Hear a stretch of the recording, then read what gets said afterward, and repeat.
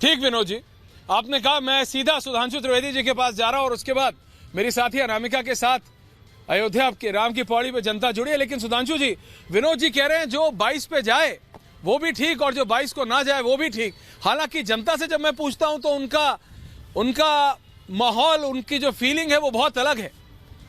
सुधांशु जी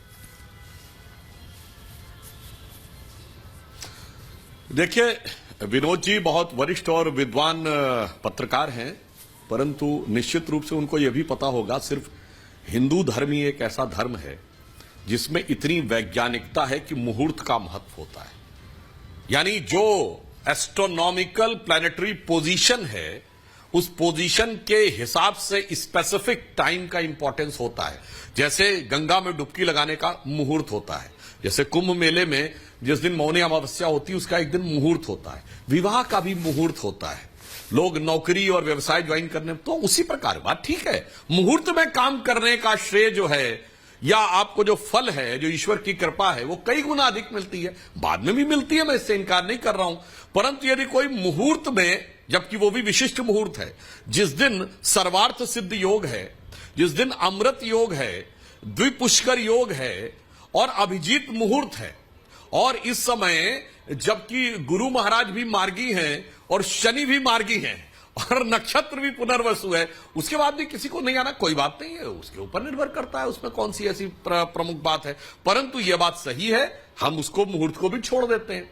यहां तो वो लोग हैं जो उस दिन आना तो छोड़िए, जिन्होंने बात यहां से शुरू नहीं की थी, जिन्होंने बात यहां शुरू की थी कि राम हुए थे कि नहीं पहले ये तो साबित करो, अयोध्या ये थी कि नहीं पहले ये तो साबित करो, और अयोध्या में भी यही हुए थे कि नहीं पहले ये तो साबित करो। फिर गोली चलवाने से लेके, राम मंदिर के विरोध में वकील खड़ा करवाने से लेके और नाना प्रकार के जितने प्रपंच हो सकते थे। परंतु ये देखिए, ये तो प्रभु की कृपा है कि समस्त विघ्न बाधाओं को पार करके, समस्त मर्यादाओं का पालन करके मर्यादा पुरुषोत्तम श्री राम पूरी संवैधानिक मर्यादा के साथ प्रतिष्ठित हो रहे हैं।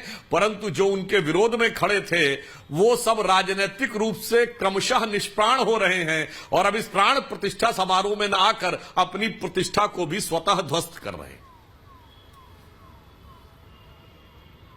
सुधांशु जी, आपने कहा कि जो आ रहा है वो अच्छी बात, जो नहीं आ रहा है वो ठीक है।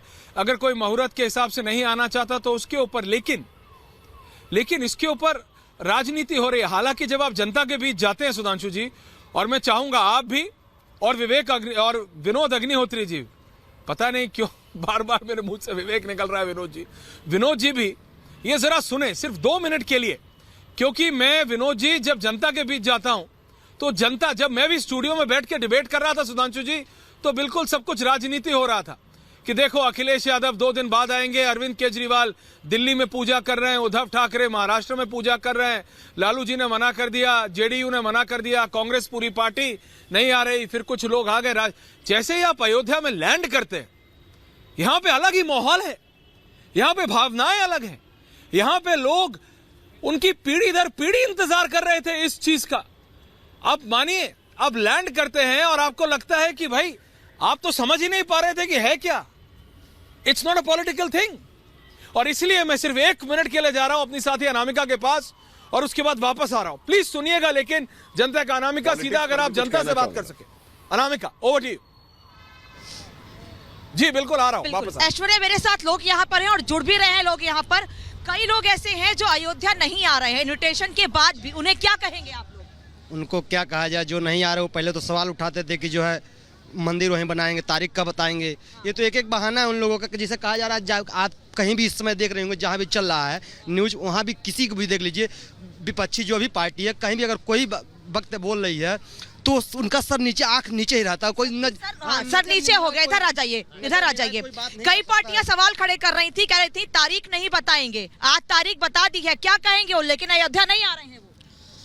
हर समय राम राज जब आता है तो एक कोई ना कोई मंथरा होती है। विपक्ष मंथरा जैसा कार्य कर रहा है, उनको अच्छा कार्य हो रहा है, इसलिए उनके पेट में जलन हो रही है मंथरा जैसी। विपक्ष को दिक्कत हो रही है राम मंदिर बनने से? बिल्कुल दिक्कत हो रही है। अगर दिक्कत नहीं हो रही तो जरूर आते यहाँ पे, और एक बार हमारे साथ सब लोग बोलिए जय श्री राम, जय जय श्री राम।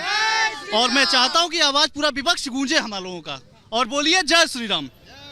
हाँ, आप जय श्री राम बोल रहे हो, क्या कहेंगे जो सवाल खड़े करते हैं?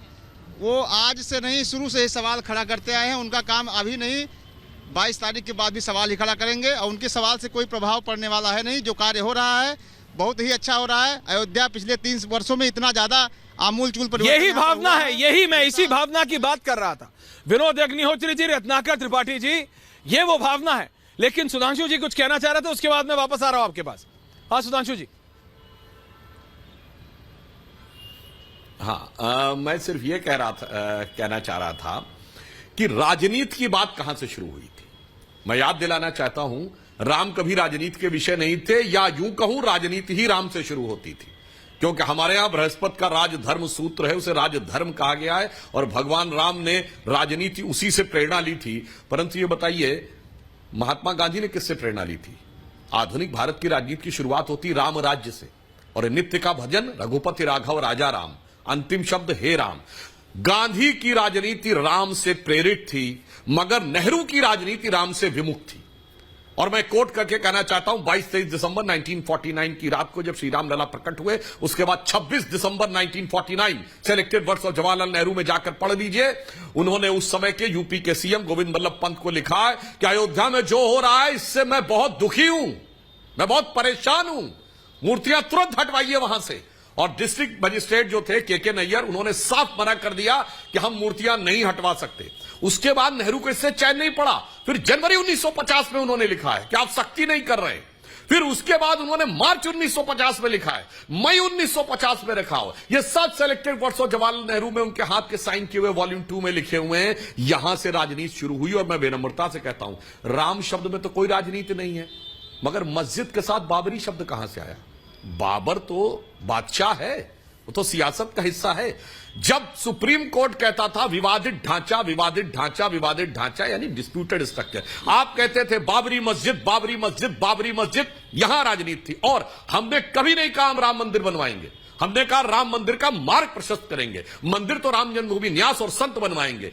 इनके नेताओं ने कहा हम बाबरी मस्जिद बनवाएंगे। नरसिम्हा राव ने भी कहा और मुलायम सिंह जी ने भी कहा कि हम बाबरी मस्जिद बनवाएंगे। इस कारण से यह स्थिति हुई। और मैं अंत में एक और बात कह दूं कि अभी जो आपने कहा अयोध्या में जो एक दृश्य दिखाई पड़ता है, और उसके बाद किसी को नजर आता है कि वो भगवान राम जो हैं, उनको केवल व्यक्ति ये समझता था कि भगवान राम का मंदिर जो है वो कोई इमारत थी। जनाब, ये भगवान राम का मंदिर इमारत नहीं थी। आज तो स्थिति ये हो गई है, मैं एक फैक्ट बोल दूं दर्शकों के संज्ञान के लिए, जब वहां मूर्तियां प्रकट हुई सबसे पहले उसको देखा किसने था? मजिस्ट्रेट के सामने गवाही है, उस समय यूपी पुलिस के एक जवान ने देखा, जिसने कहा एक दिव्य रोशनी मुझे दिखाई पड़ी, और जब वो रोशनी समाप्त हुई तो वहां मूर्तियां रखी थी। उसका नाम जानते क्या था? उसका नाम था अब्दुल बरकत। अब्दुल बरकत को रोशनी 49 में दिख गई थी। इनकी आंखों की रोशनी 24 तक नहीं आई है, 2024 तक। और समझिए, बाबरी पक्ष का पैरोकार कौन था? जिसके वकील कपिल सिब्बल जैसे लोग बनते थे, वो था इकबाल अंसारी। और ट्रस्ट की उदारता देखिए कि इकबाल अंसारी को ही बुलाया है, गोली चलाने वालों को ही बुलाया है, मगर इकबाल अंसारी तो आ रहा है जी, मगर ये नहीं आ रहे।